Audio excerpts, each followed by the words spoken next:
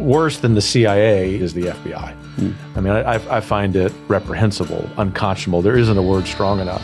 Not just what they did to the former president, and I would say that if he were a Democrat, but to pro-life activist friends, to conservative activist friends, who I can tell you there are dozens, hundreds of these men and women that when they go to sleep each night, they're worried about the FBI knocking on their door. For this reason, they happen to believe in conservative principles.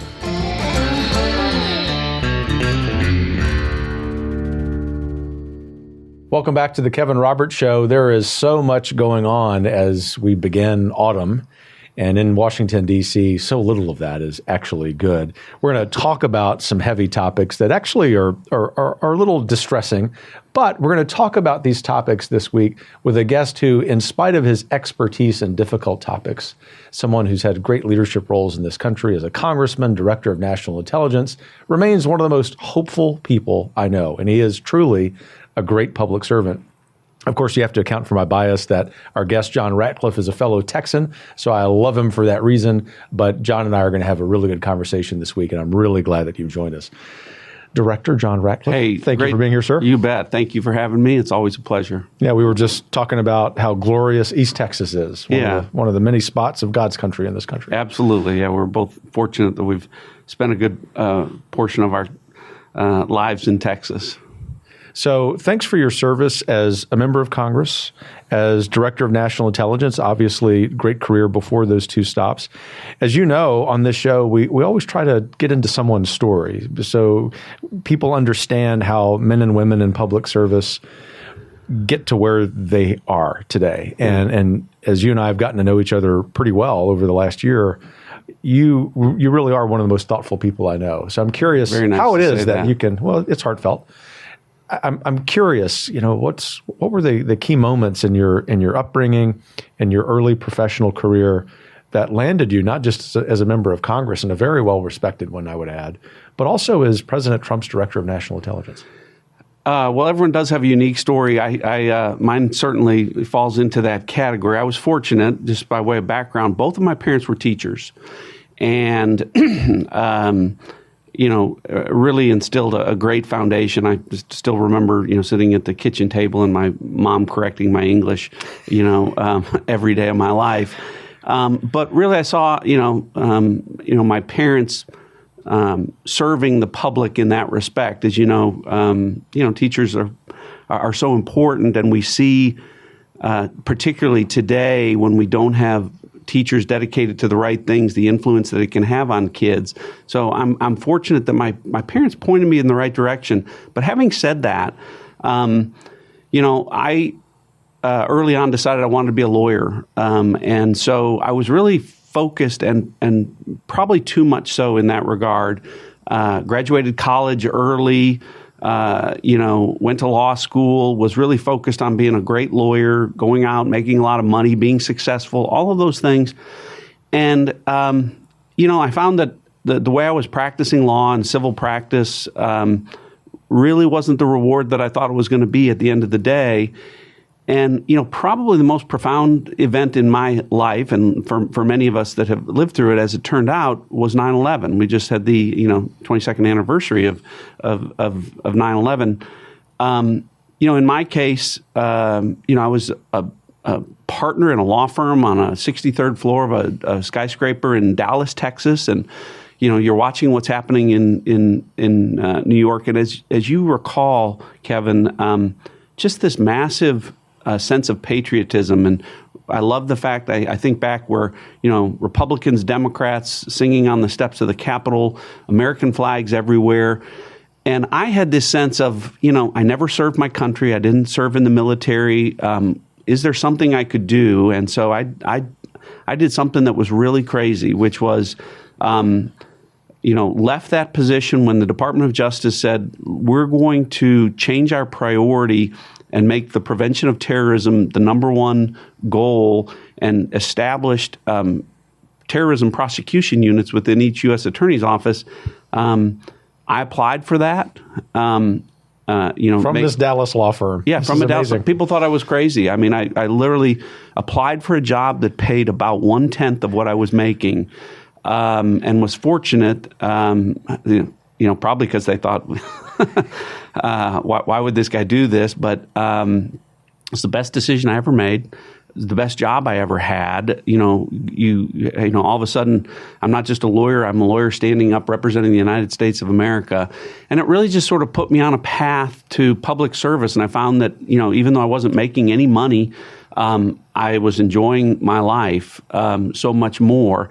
And that's really what, led me on a path where, I ultimately, ran for Congress, won a race that I, had no business winning. We've talked about that before. And, really sort of those guiding principles, I think back to that moment and that time and how things changed for me. And it didn't make a lot of sense, but I really felt a sense of purpose.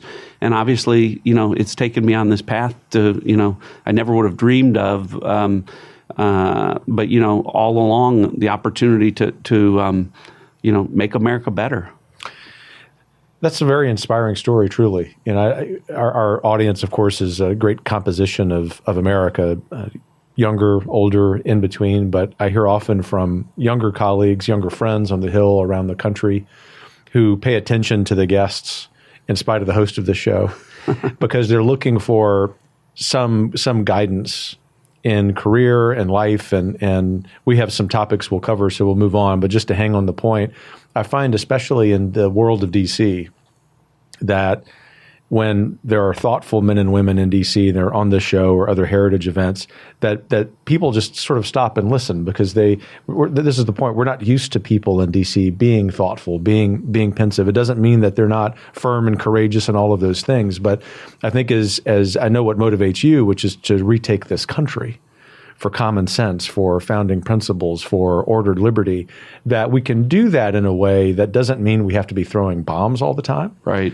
But you, my friend, 2 days ago had a wonderful Wall Street Journal editorial that had some heat in it, and I loved it. And so there's a time and place for that. And this was about the CIA and about China and about COVID. So tell us about what you wrote and why.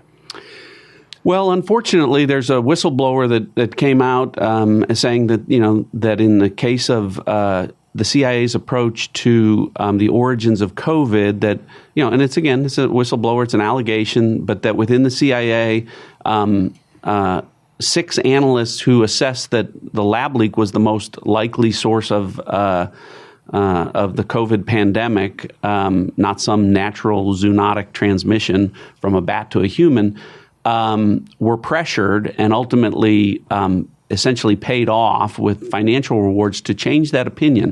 The reason it's important, when I was Director of National Intelligence, you oversee 18 different intelligence agencies, but CIA is the premier intelligence service in this country, and it's sort of the 800-pound gorilla in the room. And so all of the other agencies, for a whole host of reasons, are reluctant to take a different position. So as long as the CIA sits on the sideline, it's often hard to get to the truth. And the reason I wrote the op-ed was this was consistent with what I encountered when I was DNI, where CIA's assessments were at times at odds with what the intelligence was telling us. I want folks to be real clear. We have the best intelligence collection enterprise of any country in the world. But when you collect intelligence, human intelligence, signals intelligence, all types of intelligence, there's a process where that intelligence gets analyzed into, conclusions or assessments that then go to policymakers. And that's where sometimes politics comes into play. And what now 2 whistleblowers within the CIA have said is that, in the case of China and COVID, that the CIA folks within mid-level management to high-level management, didn't want to make assessments on China that they thought would be helpful to President Trump and his policies. And that was something that I encountered on a daily basis there. And so when the second whistleblower came out, I felt it was important to step out and talk about it in a very public way. And as you said, it brought some heat, and obviously, there are folks that won't be happy. But, I understand the importance and role that our intelligence community has to play. And it's an institution that, like the FBI and the Department of Justice and where the American people have to have faith and trust that we're doing the right things for the right reasons.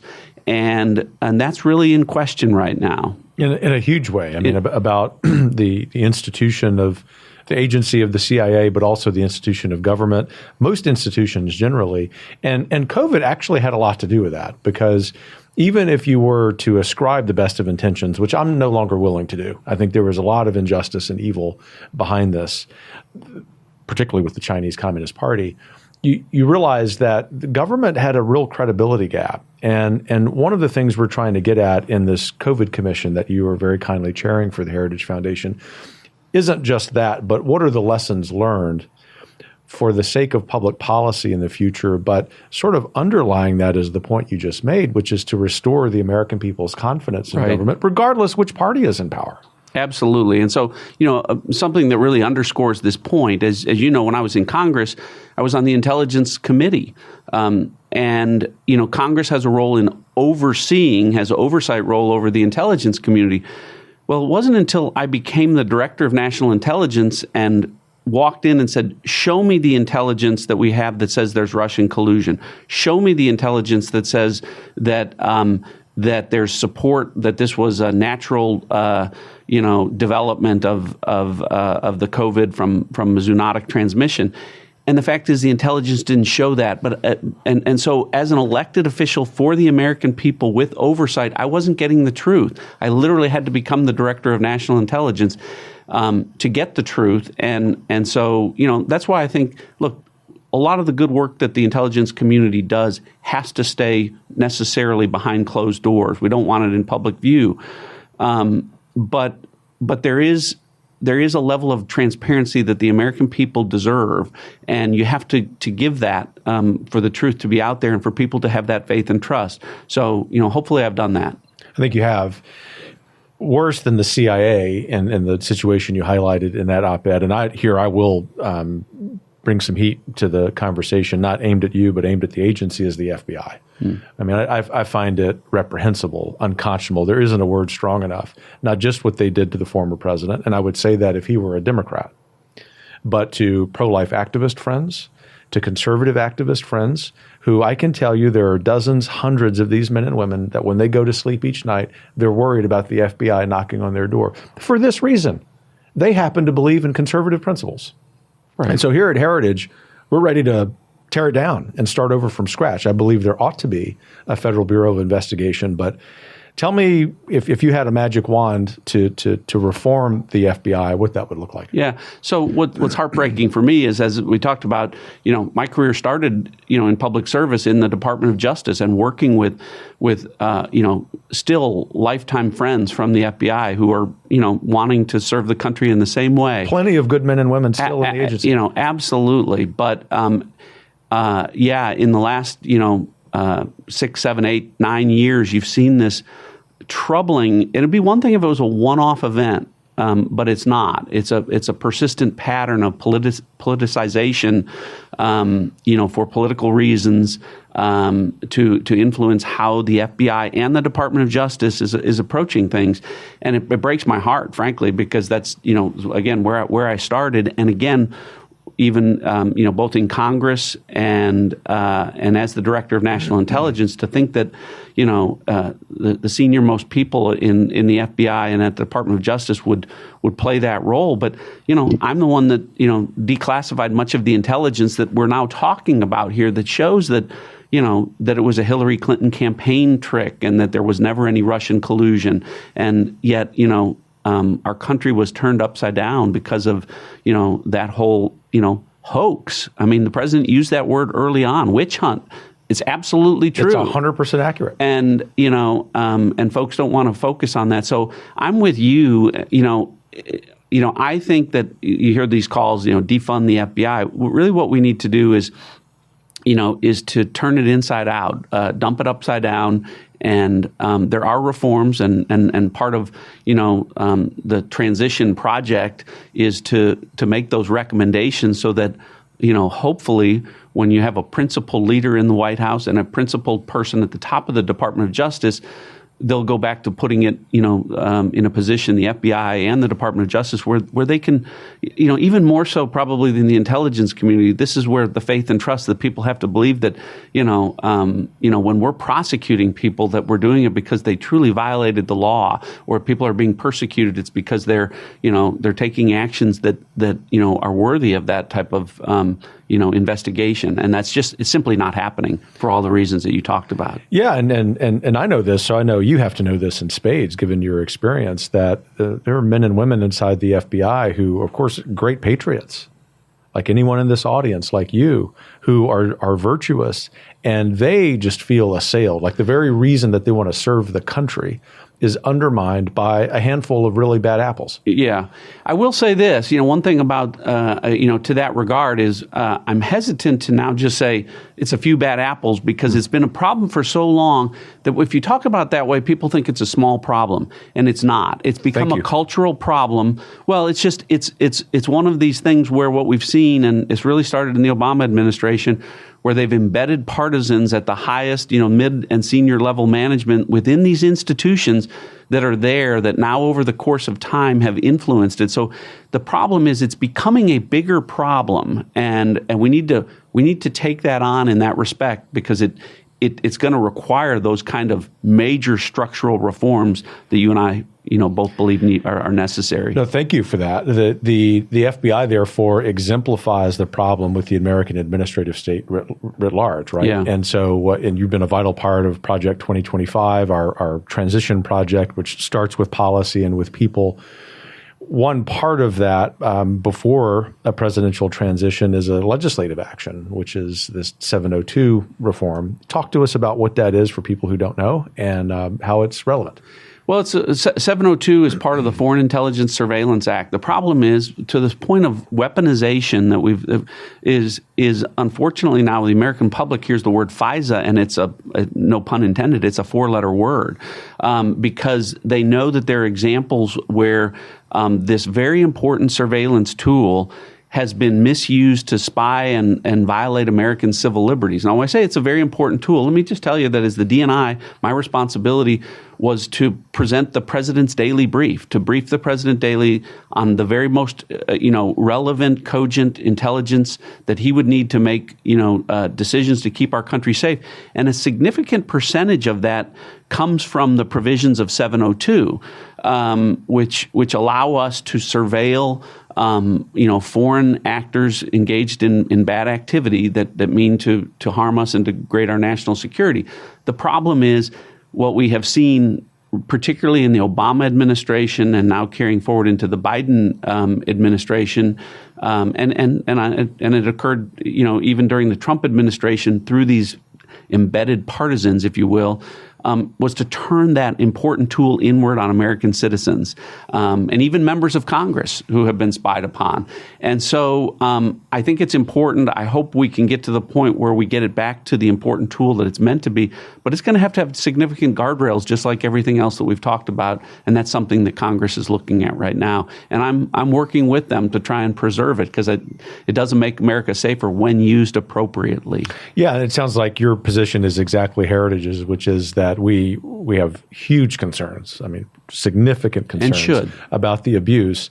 And yet, as my colleagues in our Meese Center for Legal Research would say, the initial component, the initial motivation for that is still very important as it relates to national intelligence, particularly given the threat we have from China. Well, here's the So here's the thing. People don't like to talk about these things publicly or highlight them. But one of my predecessors, James Clapper, who was the director of national intelligence, lied to Congress. Now, I'm on air saying that he lied to Congress, but the fact is he did, and so there's no. That's an irrefutable position about FISA. In other words, he was asked whether it was being used to spy on Americans, and he said no, very clearly, when it had been repeatedly. And so, as much as that is uncomfortable to talk about, we have to if we're going to prevent that type of abuse from going forward. You talk about China. I want to comment on this because, you talked about me being hopeful, and now I'm telling you all the things that we've got to fix. I think it's important for people to understand this. I talk about China a lot because it's our greatest geopolitical threat. And as DNI, I did something that DNIs don't do, which was write an op-ed to the American people in the Wall Street Journal highlighting, exactly that. But I don't want people to lose sight of this, is that I have every confidence that America, that the United States will prevail over the Chinese Communist Party and China. For a whole host of reasons, just like we've overcome, the Soviet Union and Nazi Germany, Imperial, Japan.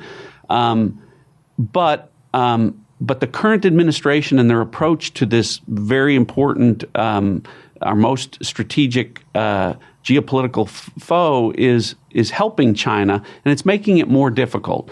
At the end of the day, what helps us and where people should take hope is, just like all autocratic, societies, they're selling a bad product. They're selling something. What the United States has going for us is that even though we have challenges and people that work against it, at the end of the day, we have a foundation that's built on the principle of embracing the human spirit and free will and the ability of a person to go as high and as far as their own hard work, determination, and ability will carry them.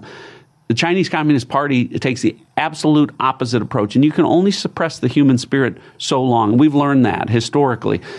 But the Biden administration's prolonging that and our ability to overcome China as the absolute threat that they are. And one of the ways they're prolonging that is this emphasis by President Biden and so many radical left policymakers on climate change.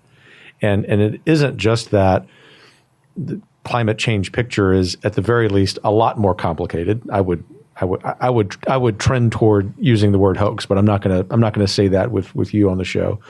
But let's just posit that there's something there. When we basically make all policy through the lens of climate change, it benefits the Chinese. And so it aggravates that existing threat that China poses in ways that the average American, who probably intuits there's more nuance to this, the climate change, than Biden lets on, just wouldn't apprehend how much more powerful that conversation makes the Chinese. Right, because they don't abide by, we can have all the paper straws we want in this country, offset to a factor of 1 million by the environmental actions that China takes to contaminate and pollute the world. And so they love the fact that we slow down, we add regulations, and we do things in the name of climate change that are only going to have an incremental impact over hundreds of years. To that point, as the director of national intelligence, I had to prioritize intelligence, and we did a worldwide threat assessment, and China was, it was a 35-page summary of all of our intelligence concerns and our national security threats. China was on the top of the first page, and climate change was near the end of the last page. So when you line up what's disingenuous about this administration is they took that list and they flipped it to put climate change as I've heard the president say, our greatest national security threat. Our intelligence says absolutely very much different. So I'd sit here and talk to you for hours, given your expertise, but I know that you've got some work to do, and obviously Heritage always has work to do. So I'll ask you one final question for now, but we'll be sure and have you back. I can only imagine that you have seen intelligence about the worst of the worst.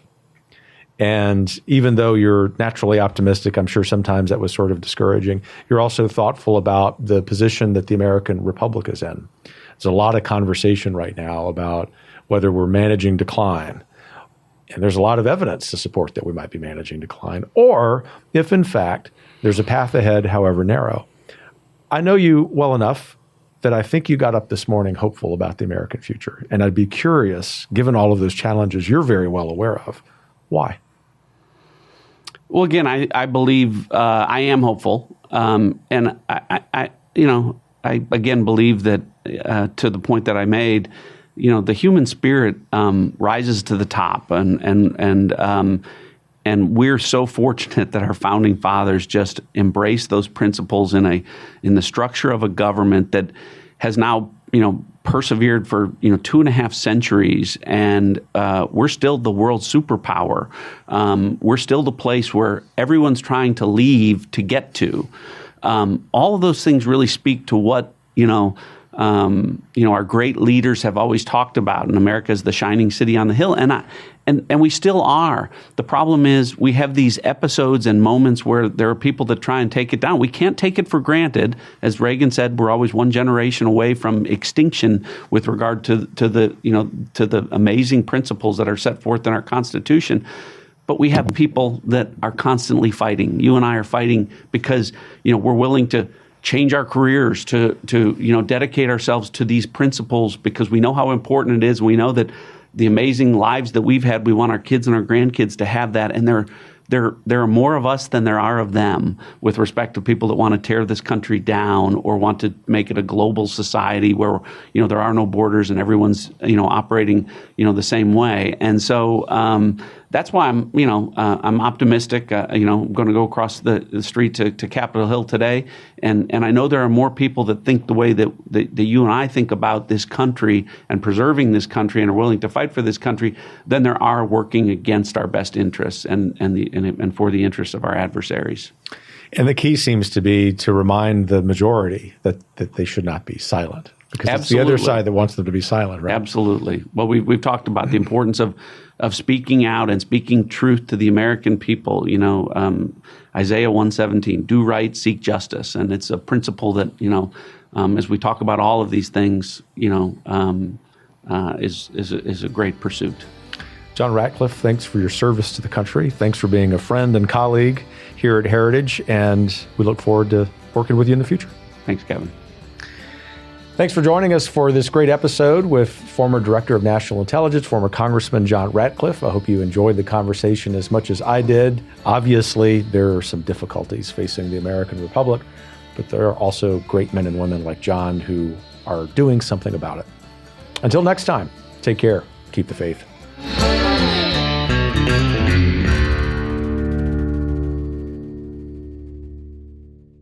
The Kevin Roberts Show is brought to you by more than 500,000 members of the Heritage Foundation. The producer is Philip Reynolds. Sound design by Lauren Evans, Mark Guiney, and Tim Kennedy.